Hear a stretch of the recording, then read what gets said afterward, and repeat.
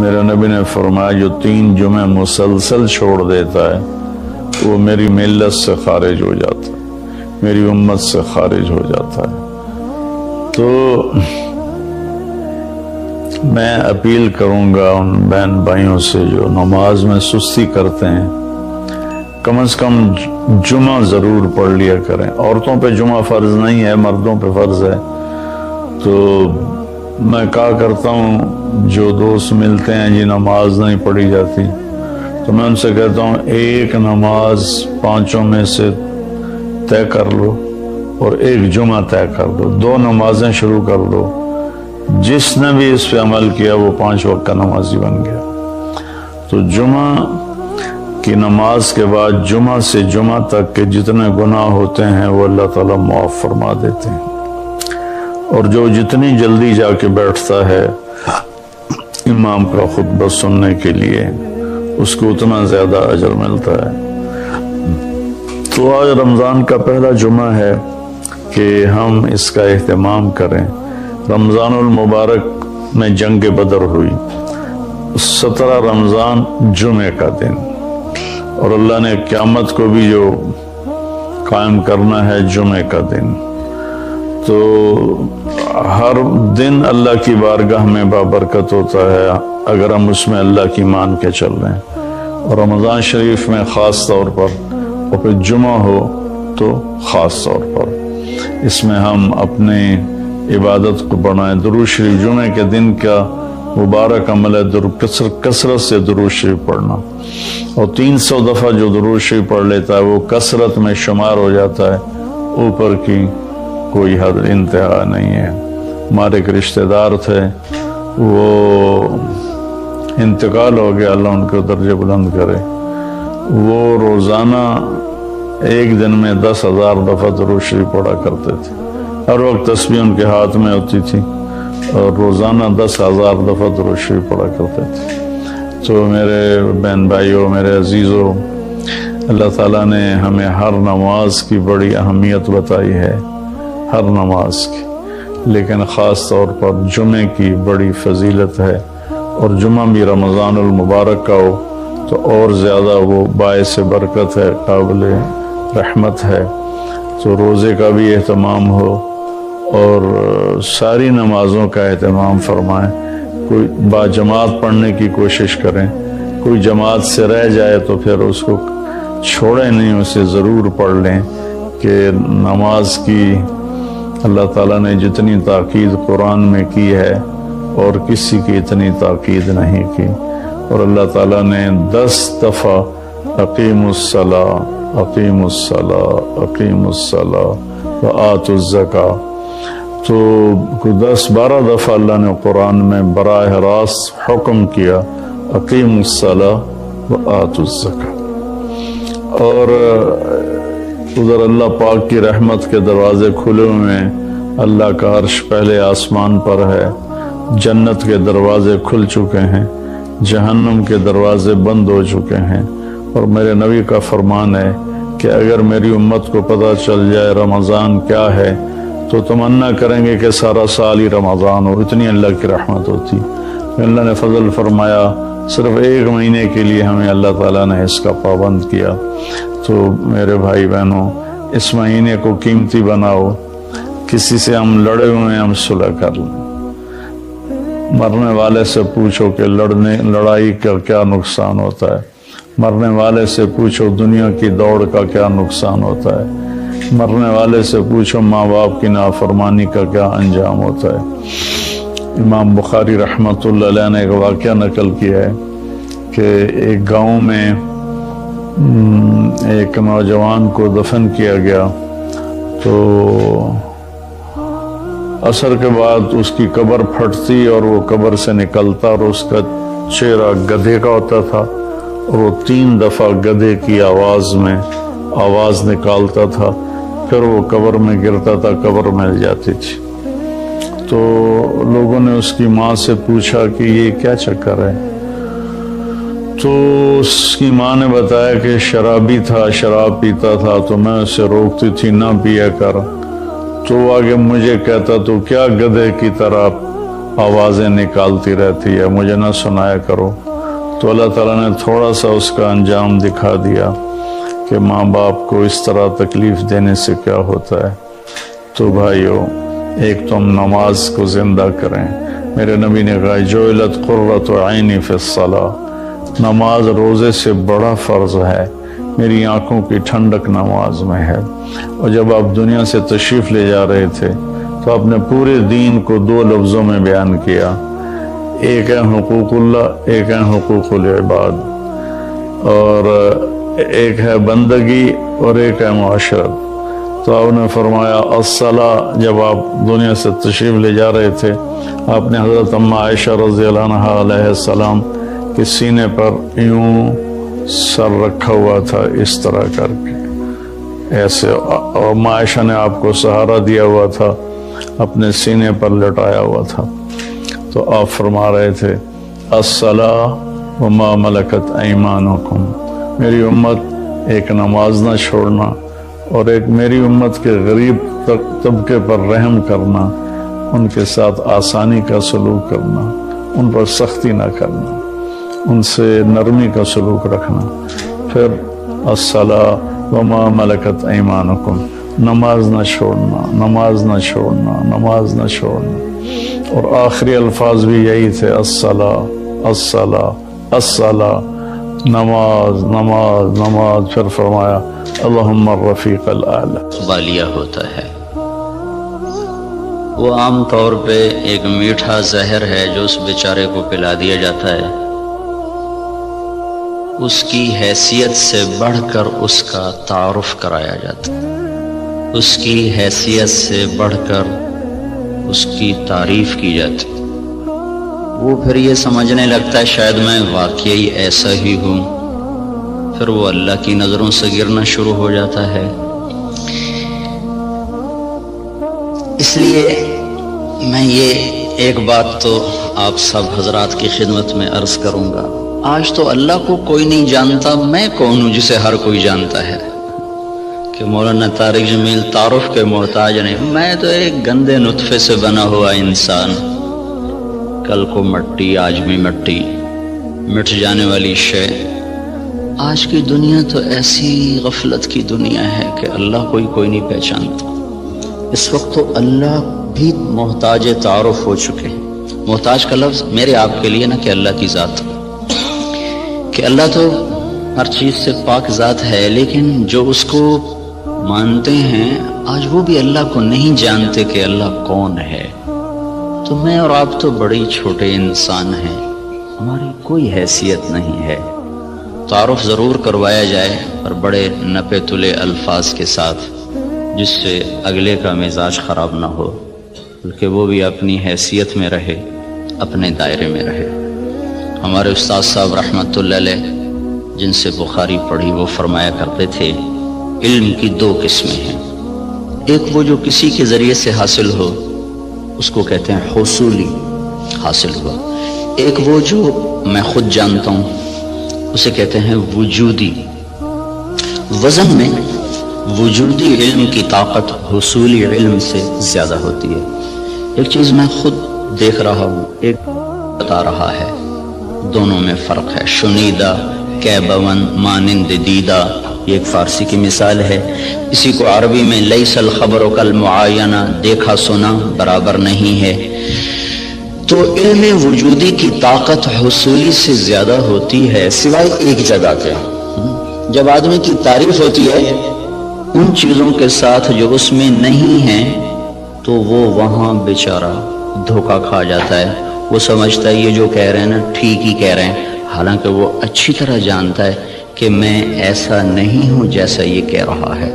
लेकिन थोड़ी देर के लिए उस पर भी एक नशा तारी हो जाता है, वाकई ऐसा ही हूँ।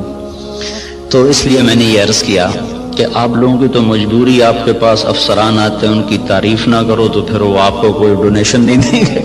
उनको आप बढ़ा चढ़ा के अरस्तु ना बनाओ, जाली न्यूज़ ना बनाओ। ये वो पिछले दिनों ना जब वो हुकूमत ने तालीम मैट्रिक तक मुफ्त का ऐलान किया, तो मैं सियालकोट में हमारी जमात गई थी, तो वहाँ चॉकिंग हुई थी दीवारों पर, वक्त का सर सैयद परवेज़ इलाही। میں کہا بھائی اس سے بڑی بےزتی سر سید کی اور نہیں ہو سکتی۔ جس آدمی نے تن من دھن قربان کر دیا امت کو کسی رخ پر لانے کے لیے اور اس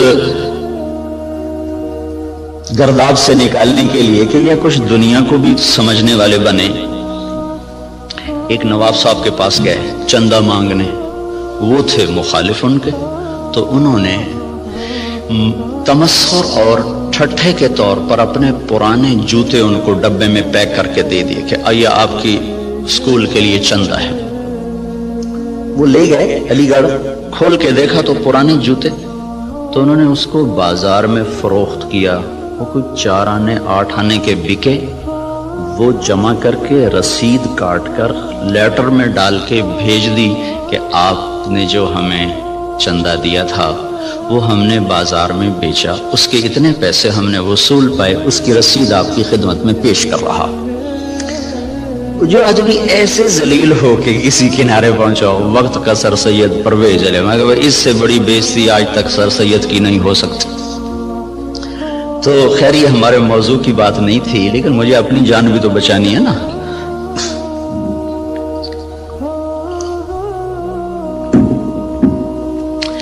اللہ تبارک و تعالیٰ نے ہمیں ایک ذہن دیا ہے، اس وقت ذہن یہ ہے کہ ہم اپنی محنت کا کماتے ہیں، محنت کا کھاتے ہیں، جو کماتے ہیں جو مرضی کریں، یہ ایک ذہن جس کو ہم سرمایہ داری کا نظام کہتے ہیں۔ یہ 1925 میں ایک شخص پیدا ہوا تھا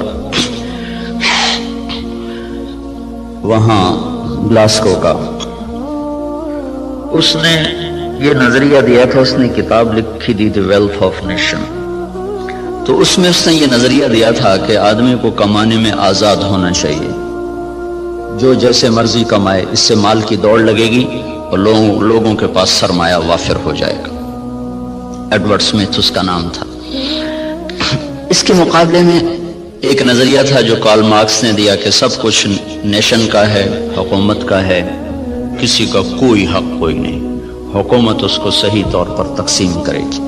یہ 2 غلط نظریے دنیا میں چلے، ایک ختم ہو گیا، ایک قریب المرگ ہے، ختم ہونے پر ہے۔ اسلام اس کے بیچ میں لاتا ہے، وَكَانَ بَيْنَ ذَلِكَ قَوَامًا، وہ درمیان میں لاتا ہے، وہ ملکیت اللہ کی ثابت کرتا ہے، نہ میری نہ حکومت کی، الملک للہ۔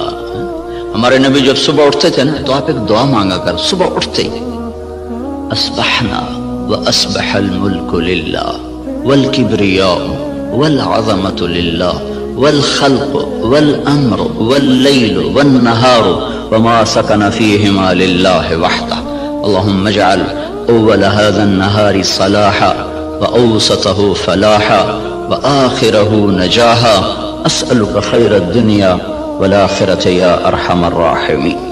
ہمارے نبی نے جو ہمیں دعائیں سکھائی ہیں وہ بھی معجزات نبوت میں سے ہیں کہ اتنے خوبصورت اسلوب میں اللہ سے بات کرنا اور مختصر کلمات میں سب کچھ مانگ لینا، یہ صرف نبی سکھا سکتا ہے اور کوئی نہیں سکھا سکتا۔ تو صبح اٹھتے ہی کیا اعتراف عبودیت ہے، عبدیت ہے، اصبحنا واصبح الملک للہ، میرے رب ساری کائنات جس پر دن چڑھ رہا ہے وہ تیری ہی ہے، ساری عظمتیں جلال و کبریا وہ تیرے لیے ہے، ساری مخلوق سارا کچھ وہ تیرا ہی ہے، زمین آسمان جو اس کے درمیان ہے وہ سب کچھ تیرا ہے۔ جب سب کچھ تیرا ہے میں تیرا محتاج بن کر تجھ سے سوال کرتا ہوں، یا اللہ اس دن کا اول وہ فلاح بنا دے اور اس کے درمیان کو صلاح بنا دے، اس کے آخر کو نجات بنا دے۔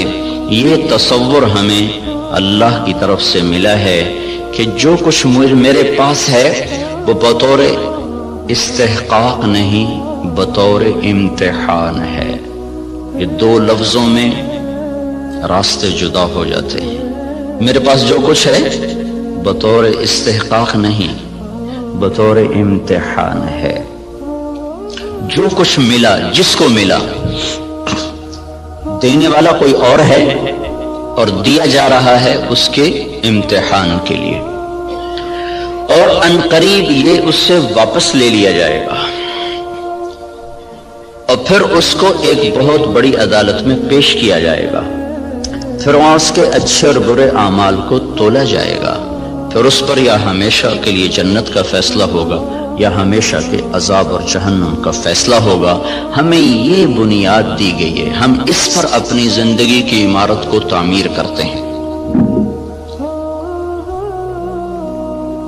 وہ بادشاہ وقت بھی ہے، تو اگر وہ دین کو سمجھتا ہے تو وہ کبھی یہ دعویٰ نہیں کرے گا کہ ملک میرا ہے۔ یہ دعویٰ فرعونی ذہن کے لوگ کرتے ہیں، الیس لی ملک مصر وہذہ الانہار تجری من تحتی افلا تبصرون، مصر میرا ہے، نہریں میری ہیں، میں جو چاہے مرضی کروں۔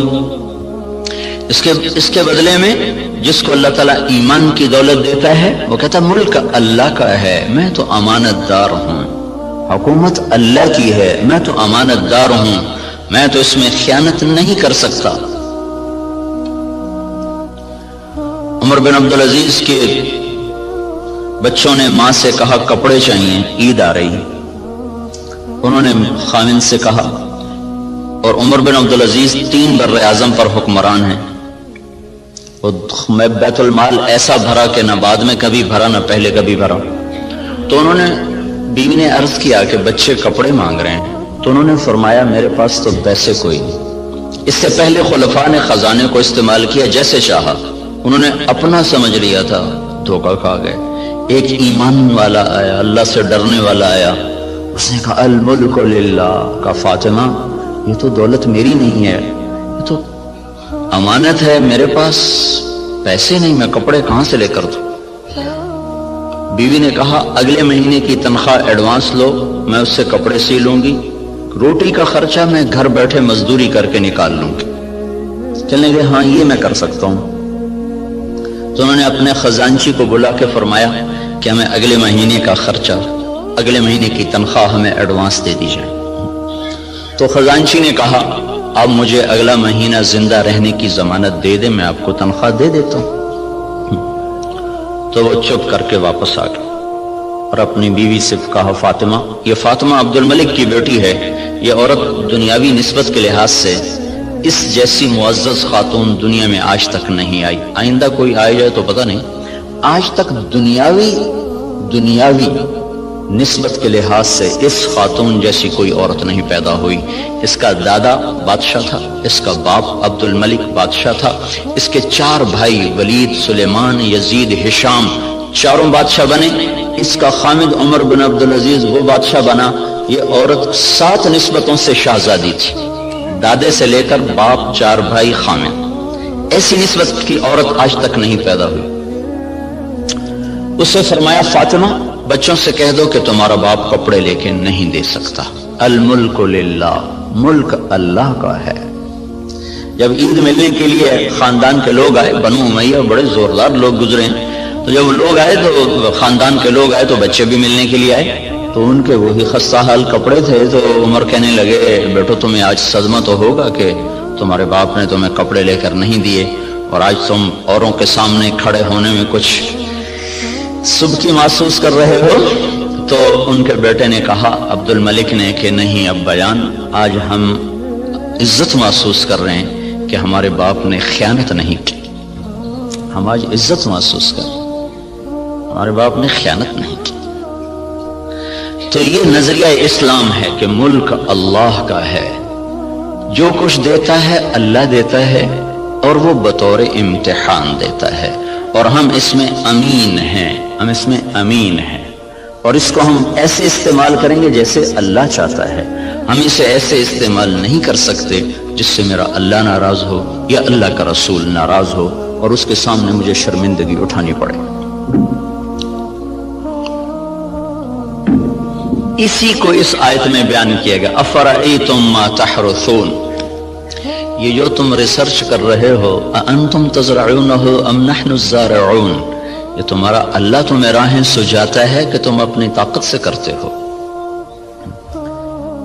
یہ وہی نظریہ کہ جو کچھ ہے اللہ کا، بھئی ہماری کوشش ہے، ہماری کوشش ہے اس کو برابر کرنے والا، اس کو پھل دینے والا وہ اللہ ہے۔ اَأَنْتُمْ تَزْرَعُونَهُ، بولو تم ہو یہ زراعت کرنے والے، ام نحن الزارعون، یا ہم ہیں زراعت کرنے والے۔ ان اللہ فالق الحب والنوا، کسی سائنسدان میں یہ طاقت ہے کہ زمین میں پڑے ہوئے دانے کو پھاڑ کے دکھا دے؟ کسی میں یہ طاقت ہے کہ وہ جڑوں کو اپنے حکم کے ساتھ چلانا شروع کرے، وہ تنے کو اپنی طاقت سے اٹھانا شروع کرے؟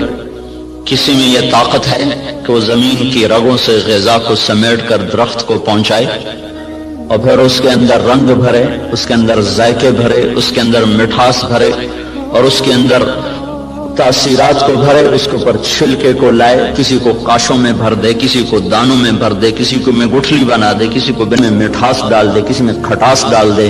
تو آسمان والا دعویٰ کر رہا ہے لو نشاء لجعلناہ حطاما، میں چاہوں تو تمہاری کھڑی کھیتیوں میں سے پھل کھینچ دوں اور کھڑی کو بھوسا بنا دوں، فظلتم تفکرون، بیٹھے باتیں کرتے رہ جاؤ۔ انا لمغرمون، ارے قرضے چڑھ گئے بھائی، بل نحن محرومون، بلکہ سب کچھ ہی گیا، مول ہی گیا۔ تو یہ ہمیں نظریہ قرآن دیتا ہے کہ ہم جو کچھ کرتے ہیں وہ اللہ کی امانت ہے، تائید ربانی شامل حال ہے، اللہ کا ہم ساتھ ہے، تب یہ قدم ہمارے اٹھتے ہیں۔ اس نظریے والے کی تحقیق اور ریسرچ پر بھی وہی کچھ ہوتا ہے جو ایک کافر کی ریسرچ پر ہوتا ہے۔ تو فرق کیا ہے؟ اس نظریے کے ساتھ ایوب ریسرچ آنا اور اللہ کے انکار کے ساتھ کسی لیبارٹری میں جانا، نتیجہ تو دونوں کو اللہ دے دیتا ہے، اس کو بھی دے دیتا ہے، اس کو بھی دے دیتا ہے۔ تو لیکن اس کا فرق کیا ہے؟ اس کا فرق پڑتا ہے عملی زندگی میں کہ جو آدمی اپنا سب کچھ کر کے چلتا ہے پھر وہ آزاد ہو کے چلتا ہے، وہ اپنی ترتیب زندگی میں نہ اللہ کو پہچانتا ہے نہ اس کے رسول کو پہچانتا ہے، اور جو اسے اللہ کی امانت سمجھ کے چلتا ہے اس کی ترجیحات تبدیل ہو جاتی، وہ اللہ اس کے رسول کو سامنے رکھ کر چلتا ہے اور وہ آخرت میں اس جواب دہ ہونے کے احساس سے چلتا ہے۔ یہ دو سوچ ترجیحات کو تبدیل کر دیتی ہے، ان کی سوچ اور طرف چلی جاتی ہے، وہ حرص و ہوس کے بندے بن جاتے ہیں، اللہ اس کے رسول سے غافل ہو جاتے ہیں۔ یہ قدم قدم پہ لرز لرز کے چلتا ہے، کانپ کانپ چلتا ہے۔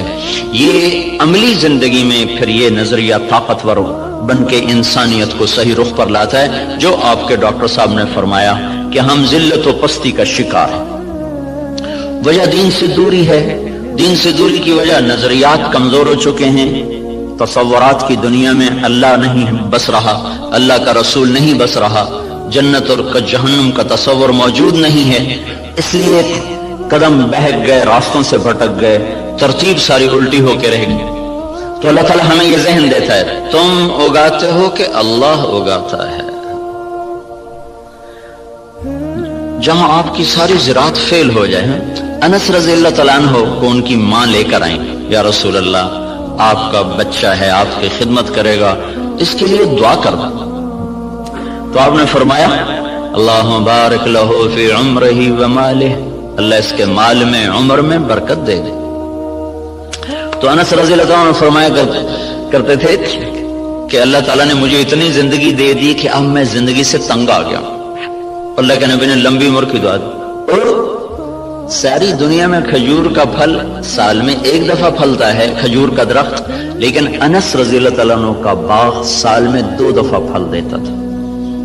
وہ گرمی میں بھی پھل لیتا تھا، سردیوں میں بھی پھل لیتا تھا، نہ ٹیکنالوجی تھی، نہ سائنس، نہ کچھ، صرف اللہ کے نبی کی دعا تھی کہ یا اللہ اس کے رزق میں برکت عطا فرما۔ تو ان کے پھل سال میں 2 دفعہ آتے تھے۔ وہ کھجور تو ویسے ہی بہت دیر کے بعد پھل لیتی ہے۔ سلمان فارسی آئے کہ یا رسول اللہ آزادی تو ملی پر نہ ملنے کے برابر کا، کیوں؟ کہ وہ یہودی نے کہا ہے 100 پودے کھجور کے لگاؤ، جب وہ پھلدار ہو جائیں پھر تمہیں آزاد کروں گا۔ اب کھجور جلدی پھل لینے میں آ جاتی ہے، وہ تو وہی دور تھا جو پرانے زمانے کی کھجوریں تھی جو چل چل چڑھ چڑھ کوئی 10 سال کے بعد پھل دینا شروع کرتی تھی۔ تو میری آزادی تو پھر نہ ہونے کے برابر. اچھا چلو مجھے لے چلو. 3-4 سال پہلے وہ جگہ میں دیکھنے گیا تھا جہاں وہ باغ تھا. انہوں نے باڑ لگائی ہوئی ہے اس کے چاروں طرف. باغ تو نہیں ہے، وہ خالی جگہ پر ہے وہاں موجود. تو آپ نے کھجور اٹھاتے اور لگا دیتے، کھجور اٹھاتے لگا دیتے. سال کے اندر اندر ساری کھجوریں بڑھ کے پھل دینے لگے. صرف 1 سال. ایک کھجور اٹک گئی.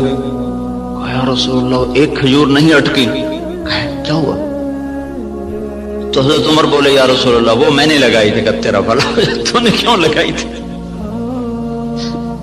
پھر آپ تشریف لے گئے، پھر آپ نے اپنے ہاتھ سے لگایا، سال کے اندر وہ پھلدار ہو گئی. اب یہاں ساری سائنس بھی فیل ہے، ٹیکنالوجی بھی فیل ہے. انتم تزرعونہ ام نحن الزارعون، تم اگاتے ہو کہ تمہارا اللہ اگاتا ہے، تم زراعت کرتے ہو کہ تمہارا اللہ کرتا ہے. زراعت کو پانی کے ساتھ جوڑا ہے تو اللہ تعالیٰ فرمایا افرأیتم الماء الذی تشربون انتم انزلتموه من المزن ام نحن المنزلون. یہ پانی تم بارش کا برساتے ہو کہ تمہارا اللہ برساتا ہے. بارش نہ ہو تو آپ مجھ سے زیادہ جانتے ہیں کہ زمین کا پانی، دریاؤں کا پانی وہ تاثیر نہیں رکھتا جو اللہ نے بارش کے پانی میں تاثیر رکھی. زندگیوں کو زندگی مل جاتی ہے. وَتَرَى الْأَرْضَ حَامِدًا وَتَرَى الْأَرْضَ خَاشِعًا، 2 لفظ قرآن استعمال کرتا ہے. زمین کو دیکھو وہ ایسے پھٹی پڑی ہوتی ہے، حامدہ، اس کا ظاہر ختم ہو چکا ہوتا ہے. وَتَرَى الْأَرْضَ خَاشِعًا، اندر باہر سے زمین برباد ہوتی ہے. تو پھر ایک دم اللہ تعالیٰ آسمان سے پانی برساتا ہے. جب آسمان سے پانی اترتا ہے اہتزت وربت وانبتت من کل زوج بہیج، تو بارش سے زمین وجد میں آ جاتی ہے، رقص میں آ جاتی ہے. اہتزت جیسے خوشی سے لوگ جھومنے لگتے ہیں، ایسے جب تمہارا رب آسمان سے بارش برساتا ہے تو زمین خوشی سے جھومنے لگتی ہے کہ اللہ تعالیٰ اس میں وہ کچھ اتارتا ہے جو انسان کے بس میں نہیں ہے. تو زراعت کے نیچے پانی کو اللہ تعالیٰ لے کر آئیں کہ یہ تم نے اتارا کہ تمہارے رب نے اتارا. لو نشاء جعلناہ اجاجا، اگر میں چاہوں تو دنیا کے سارے میٹھے پانی کو کڑوا کر دوں تو پھر کیا کرو گے؟ کہاں سے لاؤ گے پانی؟ تو آج کل تو ٹیکنالوجی کا دور ہے نا، کوئی کہہ سکتا ہے کہ ہم پلانٹ لگا لیں گے، میٹھا بنانا شروع کر دیں گے، پانی میٹھا شروع کر دیں گے. تو اسی ذہن کے لیے اللہ تعالیٰ نے ایک آیت اور اتاری ہوئی ہے، قل ارأیتم ان اصبح ماؤکم غورا فمن یاتیکم بماء معین. مجھے بتاؤ جب میں تمہارا پانی ہی ختم کر دوں تو کہاں سے لاؤ گے؟ ویسے ہی ختم کر دے. ان اصبح ماؤکم غورا، ایک قلعہ فتح نہیں ہو رہا تھا ملک شاہ کے زمانے میں، لمبا زمانہ گزر گیا، قلعہ نہیں فتح ہوا، پہاڑی پر تھا. ایک صبح اٹھے تو سارے شہر والوں نے سفید جھنڈے لہرائے ہوئے دروازے کھول دیے. کیا ہوا بھائی؟ رات کو نظام الملک جو وزیر تھا، وزارت کے لحاظ سے شہرت پانے والوں میں اسلامی تاریخ میں نظام الملک کا نام قیامت تک رہے گا. بہت اعلیٰ درجے کی صفات کا حامل اور ایسی وزارت کی کہ آج تک اس کی مثالیں دی جاتی ہیں. وہ سالار لشکر تھا. جب وہ تنگ آ گیا نا تو اس نے رات کو اٹھ کے دعا کی، یا اللہ ہم سے نہیں فتح ہو رہا، تو راستہ کھول دے. صبح قلعے کے دروازے کھول کے لوگ نیچے اتر آئے، کہا یہ ہم ہتھیار ڈالتے. کیا ہوا؟ کہ رات میں سارے شہر کا پانی خشک ہو گیا، ایک قطرہ پانی کوئی نہیں، ایک بوند پانی کوئی نہیں. دھس ان اصبح ماؤکم غورا، پانی کو دھسا دوں، کہاں سے لاؤ گے؟ اور دھنسے کو نکال دیں. حدیبیہ پر جب پہنچے 1400 آدمی، کنواں خشک، وہ پانی ختم. وہ تو حادثہ پیش آ گیا کہ انہوں نے اندر جانے سے روک دیا. وہ تو مکے جانے کی تیاری کر آئے تھے، راستے میں روک دیے گئے، پانی ختم ہو گیا. تو یا رسول اللہ پانی ختم ہے، کیا کریں؟ تو آپ نے کہا کوئی تھوڑا بہت ہو تو لاؤ. تو ایک آدمی تھوڑا سا پانی لے کر آیا، تو آپ نے منہ میں ڈال کے خشک کنویں میں کلی کی تو کنویں کا پانی ابلتا ہوا باہر اٹھتے اوپر تک آ گیا. خشک کو اٹھا دیا، کھڑے کو دھنسا دیا.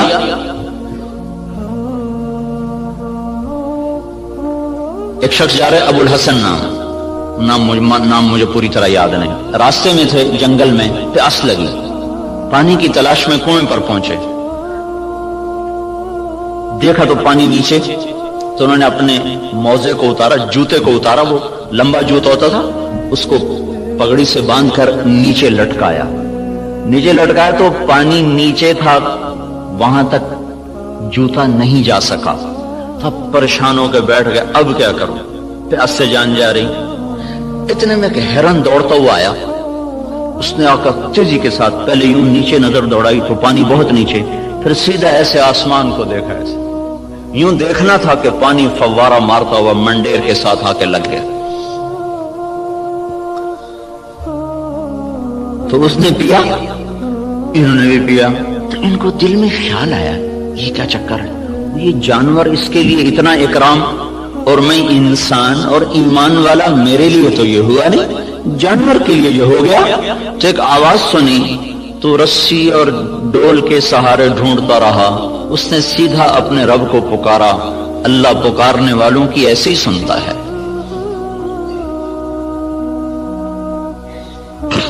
تو یہ چیز ہمیں ایک راستہ دیتی ہے کہ ہمارے سوچ کے، تحقیق کے، ترتیب کے انداز اور ہیں۔ اللہ تعالیٰ جن چیزوں کو ہمارے اوپر لازم کرے گا انہیں ہمیں کرنا ہوگا۔ نماز اذان کے بعد بھی ڈاکٹر صاحب دفتر میں بیٹھے ہوں، ریسرچ کر رہے ہوں، تو یہ ساری ریسرچ زہر حلاحل ہے، اب اس کا انسانی خدمت سے تعلق ختم ہو چکا ہے۔ اللہ کی ندا کے بعد بھی تحقیق چل رہی ہو، اللہ کی صدا کے بعد بھی دفتر چل رہا ہو، تو یہ ساری برکتیں اپنے ساتھ لے کے چلا جائے گا۔ اب ہمارے لیے حکم ہے بند اذان باہر دینے کا حکم ہے۔ مسجد کے اندر اذان دینا مکروہ ہے، باہر بلال رضی اللہ تعالیٰ عنہ مسجد کے ساتھ ایک کوٹھا تھا، ایک صحابی کا گھر تھا، اس کی چھت پہ چڑھ کے اذان دیا کرتے تھے کہ اذان باہر کی زندگی کو معطل کرنے کے لیے ہے اور مسجد کی زندگی کو آباد کرنے کے لیے ہے۔ حی علی الصلاۃ کے بعد اب نہ کوئی دکاندار، نہ کوئی تاجر، نہ زمیندار، نہ کوئی مرد، نہ کوئی عورت، جو جہاں پر ہے اسے حکم ہے کہ ہاتھ اٹھا لے اور چلے اس رب کی طرف جو کہہ رہا ہے حی علی الصلاۃ، آؤ نماز کی طرف۔ یہاں کیا ملے گا؟ یہاں تو ہم بہت کچھ کام کر رہے ہیں، لوگوں کی خدمت کر رہے ہیں، ریسرچ کر رہے ہیں، یہاں کیا ملے گا؟ تو اس سوال کا جواب اگلے دو جملوں میں دیا گیا، حی علی الفلاح، آؤ یہیں سے کامیابی ملے گی۔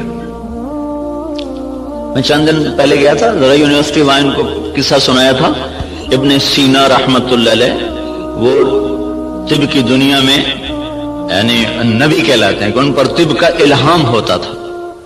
اس شخص کا بنایا ہوا نظام طب اور اس کے قوانین آج بھی معتبر اور مستند سمجھے جاتے ہیں۔ 600-700 برس پہلے وہ شخص گزرا ہے جب اتنے آلات نہیں تھے، لیکن اس شخص میں ایک صفت تھی، جب کسی مسئلے میں اٹک جاتے تھے اور نہیں سمجھ میں آتا تھا تو چھوڑ کے نفل کی نیت باندھ کے کھڑے ہو جاتے اور سجدے میں سر رکھ کر کہتے، اے رب میرے اوپر اس مسئلے کو واضح فرما دے۔ سجدے میں پڑھ نفل کی نیت باندھ کے سجدوں میں سر رکھ، اے میرے رب میں جاہل ہوں، میرے اوپر اس چیز کو منکشف فرما۔ پھر 1 دفعہ 2 دفعہ 3 دفعہ کرتے کرتے کرتے کرتے مانگتے مانگتے کا وہ چیزیں ان پر کھلتی تھیں، اور ایسا وہ لوگوں کو فن دے کر گئے ہیں کہ آج بھی ان کے فن کو تسلیم کیا جاتا ہے، اتنی تحقیقات کے باوجود بھی۔ تو آپ بھائی بہت بڑے کام میں لگے ہوئے ہیں، بہت بڑی ضرورت پوری کرنے میں لگے ہوئے ہیں۔ زراعت فرض کفایہ ہے، تجارت جائز ہے، تجارت کرنا جائز اور زراعت کرنا فرض کفایہ۔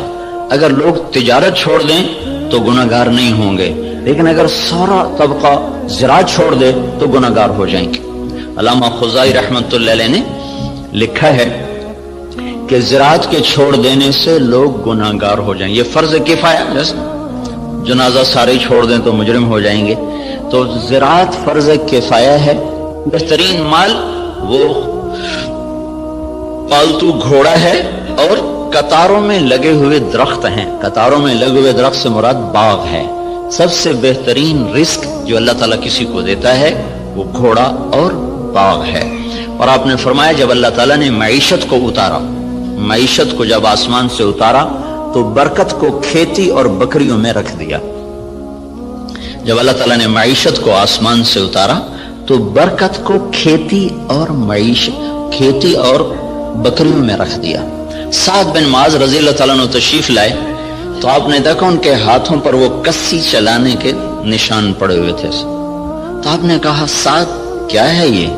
کہا جی یہ کسی کے نشان ہے، میں زمین کھودتا ہوں، گوڑی کرتا ہوں. گوڑی کرتے نا زمانے میں ہاتھوں سے کرنا، تو یا رسول اللہ وہ میں خود کرتا ہوں، اس کے کرنے کی وجہ سے یہ میرے نشان پڑ گئے ہیں، بچوں کی روٹی کماتا ہوں. تو آپ نے ان کا ہاتھ لے کر ایسے چوما اور کہا اس ہاتھ پر جہنم کی آگ حرام ہے.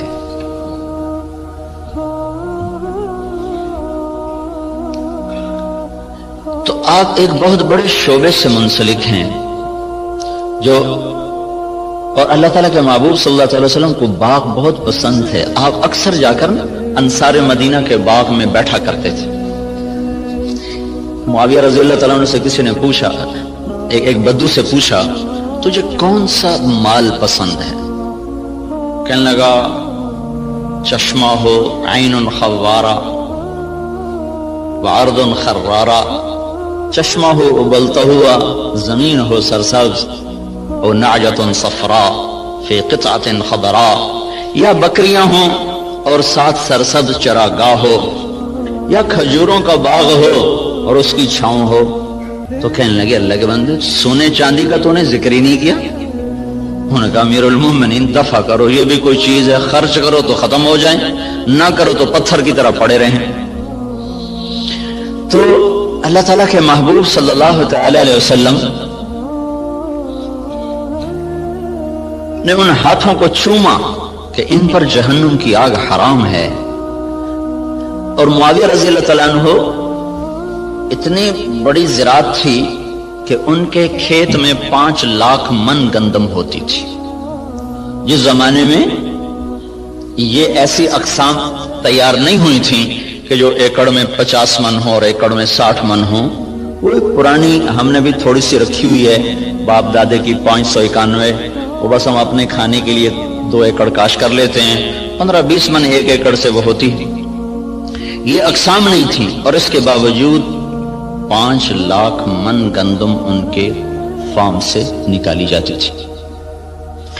اور عمر رضی اللہ تعالیٰ عنہ جب خلیفہ بنے تو انہوں نے اپنے ساتھ تھوڑا بہت اپنا کام کرتے تھے، تو چلتے چلتے چلتے ان کی سالانہ جو آمدن تھی وہ 40,000 اونٹ تھے. 40,000 اونٹ عمر رضی اللہ تعالیٰ عنہ کے سارا سال وہ چراگاہوں میں چرتے رہتے تھے، اور روزانہ 20 اونٹ ذبح کر کے مہمانوں کو کھلایا کرتے تھے، اور خود مہینے میں 1 دن گوشت کھاتے تھے. اپنی ذات کے لیے مہینے میں 1 دن گوشت، اور مہمانوں کے لیے روزانہ کا دستور تھا. 20 اونٹ روزانہ ذبح ہوتے تھے اور لوگوں کو کھلایا جاتا تھا. تو یہ تحقیق اور ریسرچ تو سب کچھ ہے اور بڑی جان بھی لگ رہی، اور خود ہم دیکھ رہے ہیں کہ ہماری 5 من کپاس ہوتی تھی، اب وہی 30 من ہو رہی ہے، 35 من تک چلی جاتی ہے. ہماری 15-20 من گندم ہوتی تھی، وہ 60 من تک خود میرے اپنی زمین میں نکلی ہے. اوسط کے لحاظ سے تو نہیں، لیکن 2, 4, 10 ایکڑ ایسے ہر دفعہ دیکھے کہ 60 من تک گندم چلی گئی، 100 من تک مکی چلی گئی ہے. لیکن وہ جو ڈاکٹر صاحب نے بات کی تھی کہ ذلت تو ساتھ نہیں چھوڑ رہی، وہ تو اسی طرح چھائی ہوئی ہے. اتنی فراوانی کے باوجود ذلت سروں سے جا ہی نہیں رہی کہ اس کے لیے ایک اور نظام ہے، اس کے لیے اور اسباب ہیں. اس ریسرچ و تحقیق و تدقیق کے ساتھ ایک نظام اور ہے، وہ ہے اللہ اس کے رسول کی پسندیدہ ترتیب زندگی کو بھی سیکھنا اور اس کو بھی اپنی زندگی میں شامل کرنا اور اس کو لے کر ساری دنیا میں پھرنا. اس امت کا جو کام ہے وہ ساری دنیا کے انسانوں کو اللہ کا تعارف کروانا اور اللہ کے دین کی طرف بلانا ہے. وہ پہلو ہمارا بالکل خالی ہو گیا ہے. میں مکہ میں تھا تو مجھے ایک ملے، اس کے PhD تھے ارضیات کے. ایک جگہ کھانے پہ ان سے ملاقات، وہ مجھ سے کہنے لگے آپ کے پاکستان کی جو زمین ہے ساری دنیا میں ایسی زمین کسی ملک کے پاس نہیں ہے جو اللہ تعالیٰ نے قدرتی اس کے اندر صفات رکھی ہیں، دنیا کے کسی خطے میں یہ صفات موجود نہیں۔ میں نے کہا آپ کی بات درست ہے، لیکن ایک اور ہمیں وائرس لگ گیا ہے جس نے ہماری ہر شے کو برباد کر دیا ہے، وہ بددیانتی اور خیانت کا وائرس ہے جو جان نہیں چھوڑ رہا۔ امریکن سنڈی بھی مر گئی اور کپاس کے وائرس کا بھی علاج ہوگا۔ تو بیوٹی کپاس میں نے اس دفعہ 10 ایکڑ کاشت کی تجربے کے طور پر، جس پر سنڈی ویسے ہی نہیں آئی، وہ نہیں آئی، ہم نے 10 ایکڑ کاشت کیا تجربے کے طور پر، اس پر سارے سیزن میں کوئی سنڈی کا اٹیک نہیں ہوا سوائے لشکری سنڈی کے۔ تو وائرس کو بھی کنٹرول ہو گیا، سنڈیاں بھی کنٹرول ہو گئیں، لیکن یہ جو بددیانتی کا وائرس لگا ہے یہ مصیبت خانہ بڑھتا ہی جا رہا ہے، بڑھتا ہی جا رہا ہے۔ جب تک یہ اندر سے نہیں نکلے گا اللہ تعالیٰ کی نظروں سے ہم گرتے رہیں گے، گرتے رہیں گے، گرتے رہیں گے۔ کہ محبوب پاک صلی اللہ تعالی علیہ وسلم کا ارشاد ہے اذا اتخذ الفیء دولا، جب میری امت میں حکومت کے افسران بددیانت ہو جائیں گے اور حکومت کے خزانے کو خود لوٹنا شروع کر دیں گے، والامانۃ مغنما، اور عوام الناس بھی بددیانت ہو جائیں گے، جس کے پاس امانت رکھی جائے گی وہ کھا جائے گا، والزکاۃ مغرما، اور مالدار لوگ بخیل ہو جائیں گے اور زکوٰۃ دینا چھوڑ دیں گے، وتعلم لغیر الدین، اور جب میری امت کے علماء کا رخ اللہ کی طرف بڑھنے کی بجائے بادشاہوں کی طرف بڑھنا شروع ہو جائے گا اور علم دین کو اللہ کی بجائے دنیا کے لیے حاصل کیا جانے لگے گا، وَأَطَاعَ الرَّجُلُ زَوْجَتَهُ، اور لوگ بیویوں کے فرما بردار ہو جائیں گے، وَعَقَّ أُمَّهُ، اور ماؤں کے نافرمان ہو جائیں گے، اور ادنا صدیقہ، دوست کو دیکھ کر باہیں پھیلا کر گلے سے لگائیں گے، وَأَقْصَى أَبَاهُ، باپ کو دیکھ کر ان کو دھکا دے کے راستے سے ہٹا دیں گے، وَصَادَ الْقَبِيلَةَ فَاسِقُهُمْ، قبیلے کا سردار نافرمان ہوگا، وَأُكْرِمَ الرَّجُلُ مَخَافَةَ شَرِّهِ، ایک دوسرے کو اکرام کر کے بھی آپس میں بغض رکھا ہوا ہوگا، مسکرا کر بھی ملنا ہوگا، اندر میں نفرت بھی ہوگی، ایک دوسرے کے شر سے بچنے کی ہر ایک کی نیت ہوگی، وَكَانَ رَئِيسُ الْقَوْمِ أَرْذَلَهُمْ، بڑے بڑے کلیدی عہدوں پر نکمے لوگوں کو بٹھا دیا جائے گا، نااہل لوگوں کو بٹھا دیا جائے گا، وارتفعت الاصوات فی المساجد، مسجدوں میں لڑائیاں شروع ہو جائیں گی اور فرقہ واریت کی آگ بھڑک اٹھے گی، وظہرت القینات والمعازف، اور گانے والیاں معزز اور محترم ہو جائیں گی اور گانے والیاں عام ہو جائیں گی، اور موسیقی چاروں طرف پھیل جائے گی اور موسیقی کے آلات ہر طرف عام ہو جائیں گے، وشربت الخمور، اور شراب عام ہو جائے گی، ولبس الحریر، اور مالدار لوگ مرد ریشم استعمال کریں گے، ولان آخر هذه الامت اولها، اور اس امت کے آج کے لوگ پہلے لوگوں کو جاہل، ان پڑھ، اس قسم کے القابات سے نوازیں گے۔ جب میری امت میں یہ سب کچھ ہوگا، جب یہ سب کچھ ہوگا تو پھر کوئی دوا کارگر نہیں، کوئی طبیب کارگر نہیں، کوئی تدبیر سرے نہ پہنچے گی۔ پھر کیا ہوگا؟ فَلْيَرْتَقِبُوا عِنْدَ ذَلِكَ رِيحًا حَمْرَاء وَزَلْزَلَةً وَمَسْخًا وَقَذْفًا وَخَسْفًا وَآيَاتٍ مُتَتَابِعَاتٍ، پھر میری امت پر زلزلے آئیں گے، پھر میری امت پر ہوائیں پاگل بن کے ٹوٹ پڑیں گی، پھر ان کو زمین میں دھنسا دیا جائے گا، پھر ان پر پتھروں کی بارش ہوگی، پھر ان پر اوپر نیچے عذاب کے کوڑے برسیں گے، اس طرح عذاب آئیں گے جیسے تسبیح ٹوٹ جائے اور اس کے دانے ٹپ ٹپ ٹپ گرتے ہیں، ایسے اوپر نیچے اللہ کی طرف سے تنبیہات کا ایک نظام چلے گا۔ جب تک ان برائیوں سے یہ نکلیں گے نہیں، اس وقت تک انہیں کوئی اللہ کے ہاں عزت نہیں دلا سکتا، نہ یہ دنیا بنا سکتے نہ یہ آخرت بنا سکتے۔ کافر اور ہم میں فرق ہے، وہ جو مرضی کریں، اگر وہ دنیا کے اسباب کو